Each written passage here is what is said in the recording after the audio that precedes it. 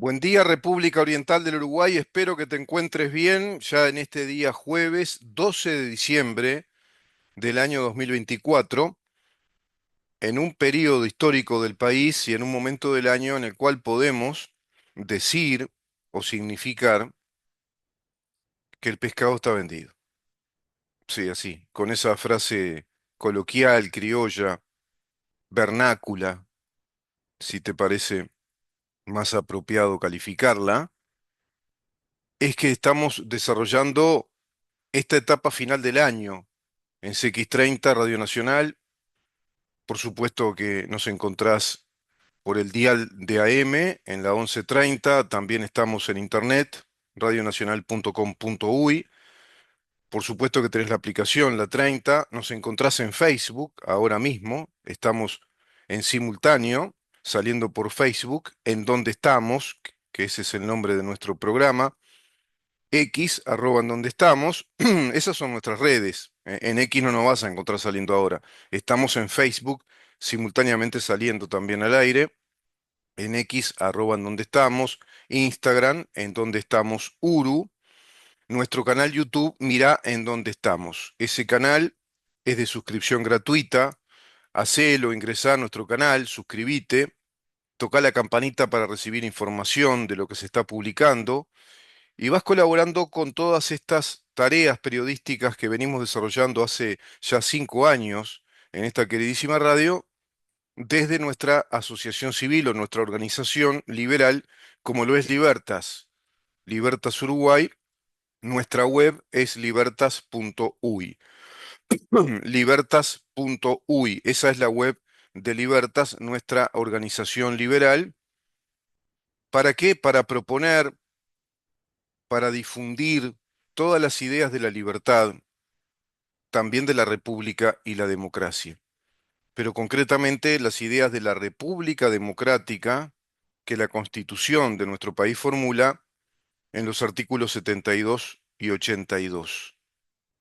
Una república democrática liberal, una república democrática de libertades, una república democrática representativa, en tanto nuestros gobernantes y representantes precisamente respondan o representen la voluntad del constituyente de nuestra Constitución y en nuestra Constitución. Porque pueden haber repúblicas soviéticas, repúblicas comunistas, democracias participativas, que son, como diría Carolina Cose, otro tipo de democracia. ¿Qué es la democracia comunista? Esa es la democracia comunista. El comunismo asume una forma, una estructura, que es el de la democracia directa, participativa, desarrollándose en asambleas. Eso en cuanto al mecanismo o la estructura de comportamiento social de esa sociedad organizada en el comunismo, cuyo modelo económico es la estatización de los medios de producción, cuyo modelo económico es la planificación económica de acuerdo a esa concentración de medios económicos en el poder del Estado y concretamente en el poder ejecutivo, el fortalecimiento del poder ejecutivo en desmedro de otros poderes del Estado e inclusive al extremo de eliminar la estructura de los tres poderes que representan en sí mismos o que constituyen la República Democrática Liberal como el gran proyecto occidental de la organización de nuestras sociedades en pos de qué? De la defensa y de la regulación social de nuestros derechos personales, de nuestros derechos individuales, como la razón de ser o el fundamento de esas repúblicas democráticas. De ahí lo del mundo libre, organizado como estados nacionales republicanos, democráticos, que protegen y que desarrollan además una legislación en pos de los individuos, del derecho individual, de la consagración o la fundamentación de los derechos personales como la razón de ser de nuestros estados. Esto que acabo de decir es lo que está en discusión en el mundo e inclusive en nuestro país y se puso en discusión en este periodo electoral. Precisamente desde un plebiscito del PCNT que afortunadamente no salió aprobado, que era un atentado directo al derecho de propiedad, con un mecanismo confiscatorio y a su vez una disposición constitucional de eliminación o abolición de los derechos de propiedad adquiridos por 1,5 millones de uruguayos al cabo de 28 años, cosa insólita, inaudita para nuestro Estado de Derecho, plantear algo así, plantear la abolición, es decir, confiscar, desconocer y eliminar el derecho de propiedad con efecto retroactivo, violando groseramente el principio de la no retroactividad de la ley en materia de seguridad jurídica, violando el principio jurídico en materia civil, en materia comercial, en materia financiera, en materia de seguridad social, de ultraactividad de la ley. La ley sigue teniendo efectos a pesar de ser derogada por otra, porque protege, encubre y encapsula esa estabilidad jurídica.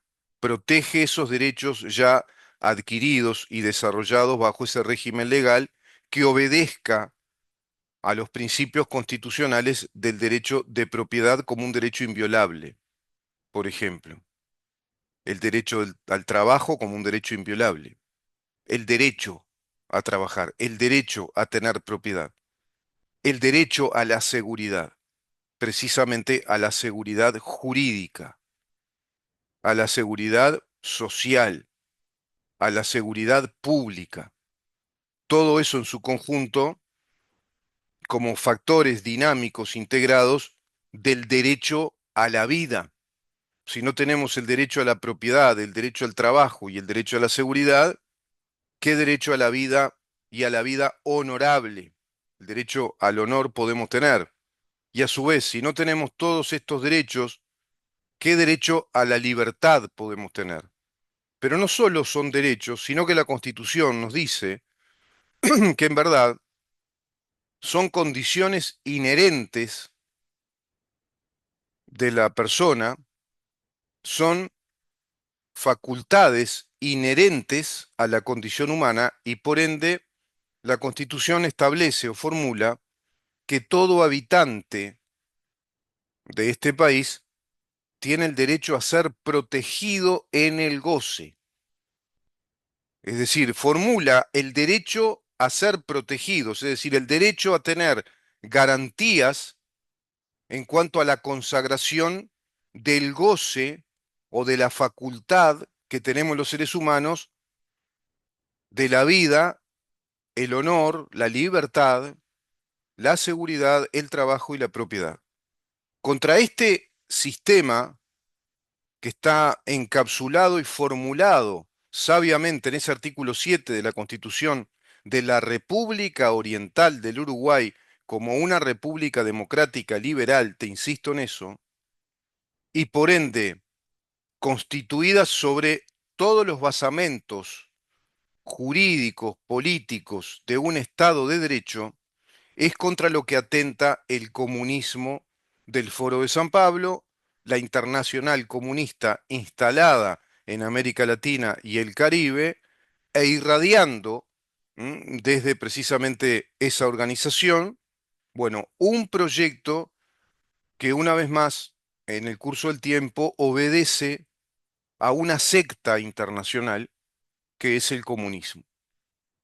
En Uruguay han votado muchos uruguayos en estas elecciones al comunismo y han votado preceptos comunistas, proyectos comunistas de Estado, proyectos de organización social comunista, proyectos económicos comunistas, sin darse cuenta, sin darse cuenta, aunque te parezca mentira, sin darse cuenta. Porque el comunismo tiene una particularidad. Desde la década del 60, con aquella movida de la Escuela de Frankfurt, ya con todos los movimientos intelectuales académicos de los estructuralistas, los posmodernos, la migración de un ejército de académicos marxistas hacia los Estados Unidos, pero también con una fuerte influencia académica, intelectual y social en el pensamiento europeo, formularon nuevas estrategias para el comunismo, que eran precisamente las estrategias de los marxistas críticos del marxismo ortodoxo original, que es ese marxismo-leninismo perpetrado a través de la revolución bolchevique y de movimientos violentos diseminados en el mundo, pero que ya había instalado Stalin una estrategia de camuflaje, o si vos querés, de disfraz del comunismo a nivel internacional, cuando creó las brigadas internacionales. ¿Qué son las brigadas internacionales? Dirán muchos. Las brigadas internacionales eran una estrategia stalinista de diseminación a nivel mundial, básicamente para irradiar hacia toda Europa occidental, pero también hacia los Estados Unidos y Canadá, por ejemplo, lo mismo hacia Oceanía, diseminar y, por supuesto, para América Latina. Diseminar por allá por las décadas del 20 ejércitos de profesionales adiestrados por el Ejército Rojo, por la propaganda soviética, e infiltrarlos como agentes políticos que se manifestaban fuertemente prodemocráticos, republicanistas, como así pasó en España. Y esos agentes creaban lobbies políticos, organizaban a los partidos de los distintos países de Occidente, creaban movimientos internos desestabilizadores, también movimientos sindicales desestabilizadores de la política nacional, al extremo de ir generando conflictos sociales importantes y justificar de esa manera que sobrevengan, digamos que, decisiones políticas y movimientos políticos más autoritarios o directamente dictaduras que frenaran ese caos social. Eso se generó en el mundo. Lo generaron precisamente desde esa estrategia stalinista de las brigadas internacionales, disfrazadas en gran parte como defensores de la democracia. Eso pasó en España, por ejemplo. Hay un libro maravilloso que se los recomiendo leer de César Vidal que se llama Las Brigadas Internacionales, precisamente, y explica al detalle todo este proceso estalinista, este estado de confusión y conflictividad fuertemente institucional y social en España, desatando, digamos, lo que va a ser luego la dictadura de Franco. Y esos mismos, digamos, integrantes de las brigadas internacionales que se manifestaban demócratas, hay un testimonio de un norteamericano afiliado al Partido Comunista Soviético, afiliado a toda esa internacional comunista, que da testimonio claro de esto que acabo de decir. En el propio libro de César Vidal rescata todo ese testimonio y rescata además la desclasificación documental que la Rusia postsoviética permitió de todos los archivos del Kremlin, donde ahí, bueno, hay un sinnúmero de documentación respecto a esta estrategia internacional ya desde Stalin, pero que continuó durante toda la Guerra Fría. Esta estrategia, perdón, estoy complicado la garganta. Esta estrategia también la va a recibir Uruguay. Uruguay va a tener fortísimos embates armados, por otro lado, organizaciones sindicales, también estudiantiles, que van a formular, digamos que, un campo de ideas que asoman como ideas más evolucionadas, disruptivas, rebeldes respecto al estado de cosas y a la situación política del Uruguay de aquella década del 60.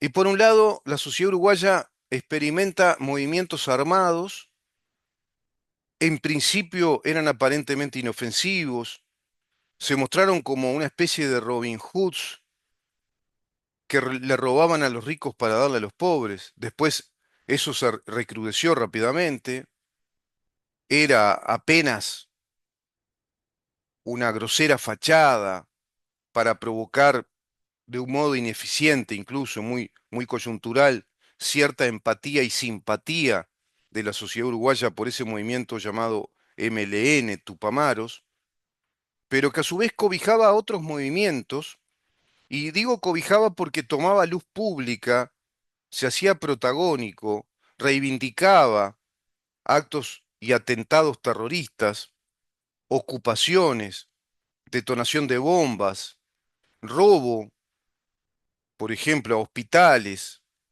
a bancos, a los casinos. Después sobrevinieron los secuestros y reivindicaban todos esos atentados terroristas, la matanza a sangre fría de cadetes militares, de cadetes policías,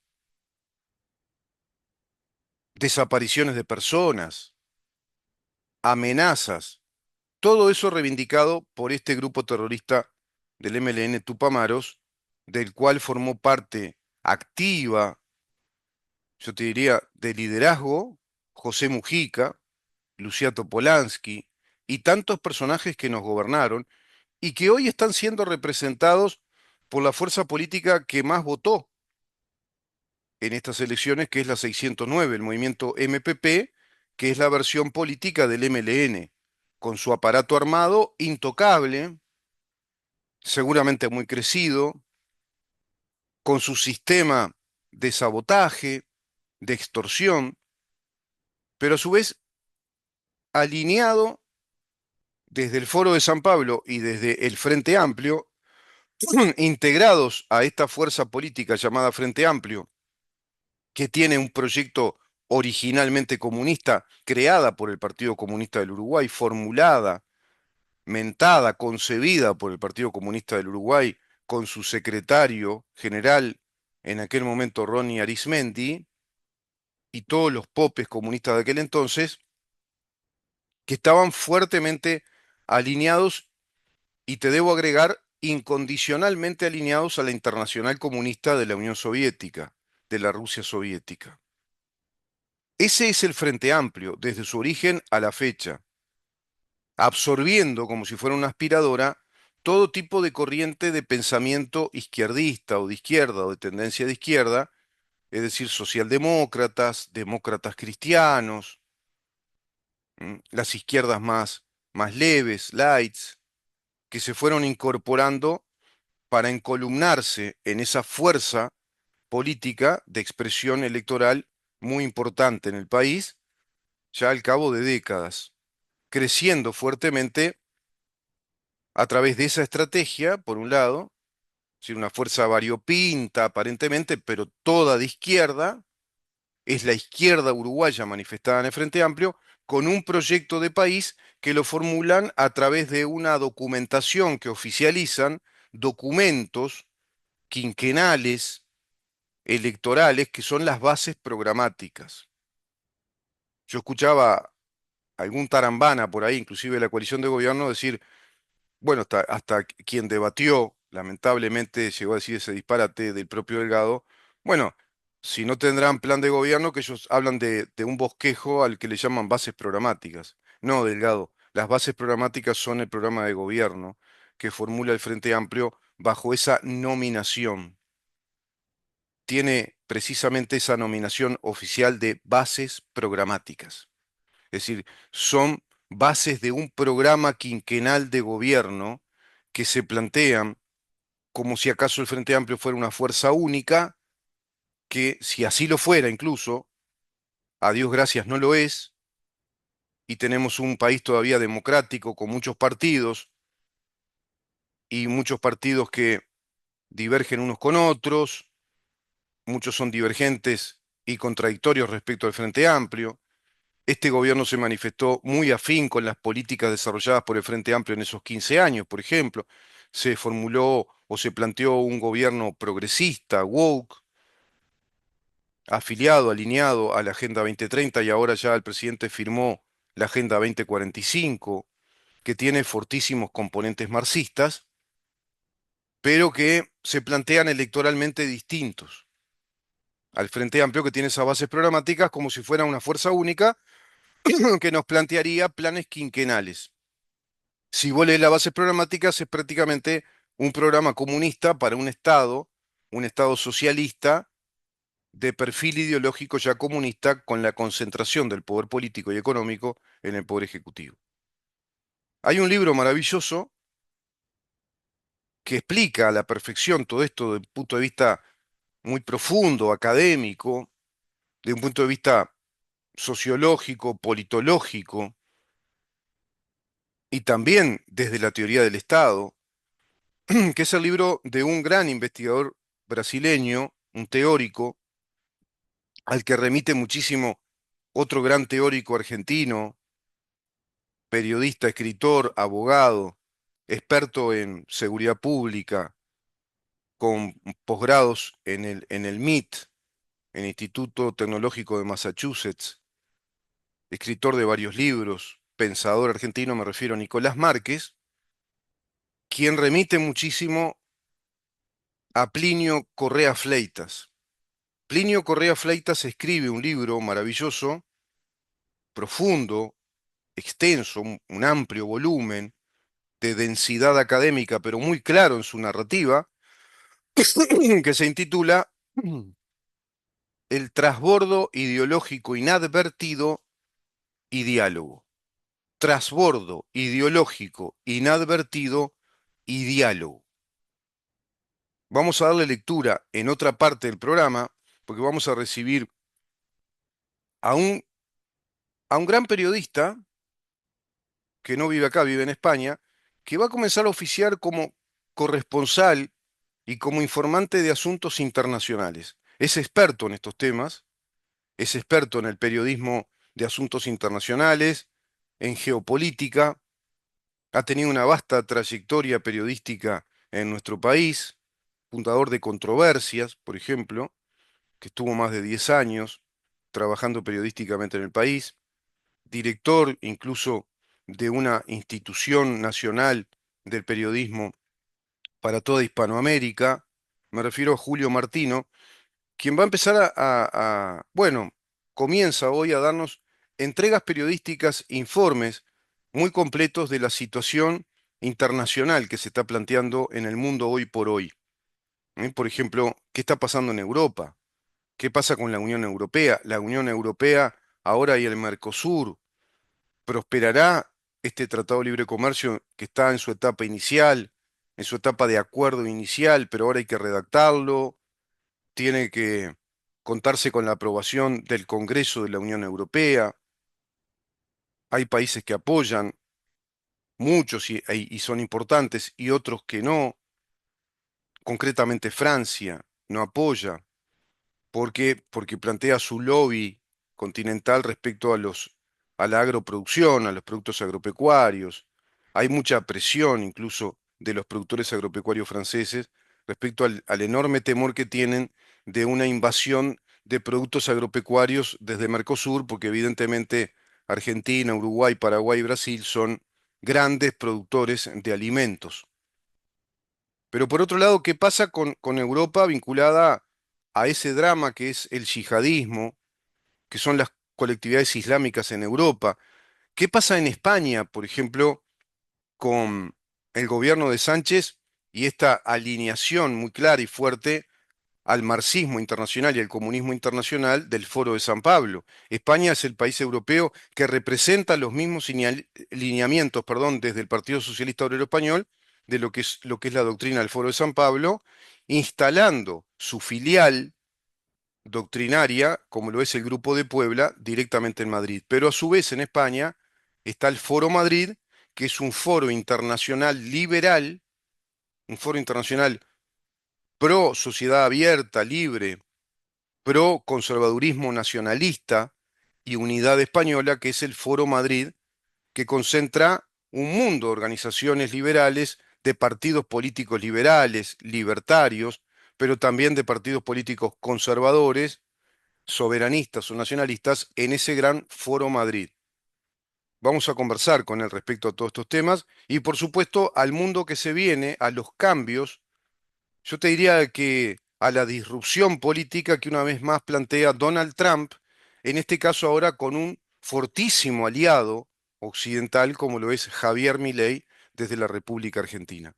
Así que quédate ahí que viene una nota muy interesante con Julio Martino como corresponsal desde España para En dónde estamos y Libertas, y luego vamos a continuar con este tema, porque todo esto te va a explicar que ser de centro políticamente, decir que sos moderado, que tenés una posición de centro, como dijo el presidente, a mí realmente me alegra mucho que me digan tibio y hay que ser muy valiente para ser tibio. Bueno, ¿qué quiere decir eso? Quiere decir ser de centro, estar en el centro de dos posiciones, de dos modelos políticos que son antagónicos. En verdad, es plantear que está siendo colonizado mentalmente y vas a terminar hacia la izquierda. Vas a terminar cada vez más, esta es mi izquierda, esta sería la de ustedes, ¿no?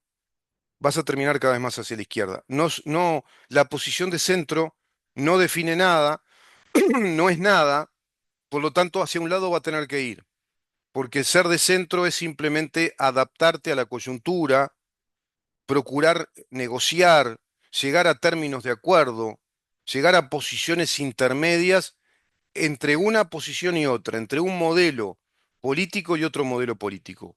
Porque acá la verdadera guerra que hay a nivel mundial, pero no desde hoy, no desde esta década, no desde la década pasada, a través de siglos.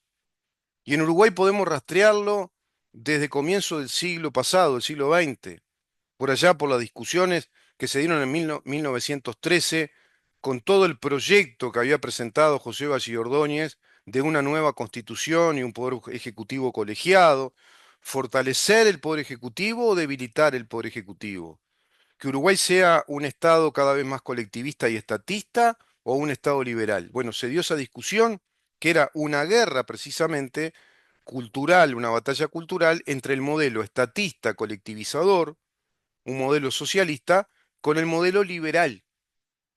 La batalla, en verdad, siempre es entre el liberalismo y el comunismo. La batalla siempre es entre el liberalismo democrático republicano, el Estado de Derecho liberal y el Estado socialista comunista. Esa es la guerra que está planteada en Occidente, pero al cabo de los siglos, ya desde el siglo XIX, atravesó todo el siglo XX y lo que va del siglo XXI. La guerra, te repito, es entre el liberalismo y hoy entre el liberalismo libertarista, liberalismo y el libertarismo, contra el comunismo o el comunismo y el socialismo, que son complementarios, el socialismo comunista o el comunismo o el marxismo contra el liberalismo. El modelo republicano democrático representativo contra el modelo del Estado socialista totalitario.